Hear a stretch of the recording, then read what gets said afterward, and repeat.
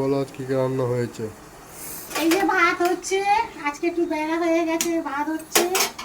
এখানে বেগুন ভেজে রেখেছি, নুন হলদি মেখে বেগুন ভেজে রেখেছি। এখানে মাংস রান্না করব, আলুগুলো নুন হলদি দিয়ে ভালো করে তেলে ভেজে রেখে দিয়েছি। এখানে মাংসটা ভালো করে ধুয়ে পাতি লেবু নিকড়ে নুন হলুদ কাঁচা সরষের তেল দিয়ে কাঁচা পেঁয়াজ দিয়ে ভালো করে গুঁড়ো লঙ্কা দিয়ে মেখে রেখেছি লেবু মাংসটা।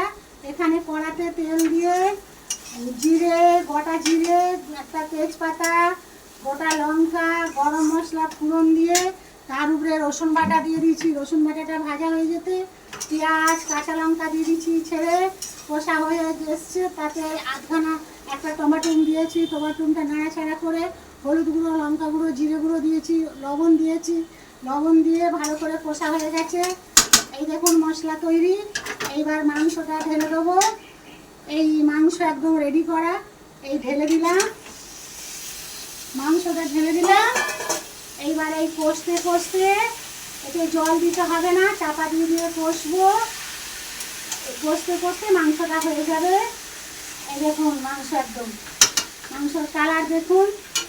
আর এখানে আবার পেঁয়াজ পেঁয়াজ পাতিলেবু কাঁচা লঙ্কা আছে। ভাত হয়ে এসছে, মাংস কষা হচ্ছে। আমার এই ভিডিওটা ভালো লাগলে লাইক কমেন্ট শেয়ার করুন।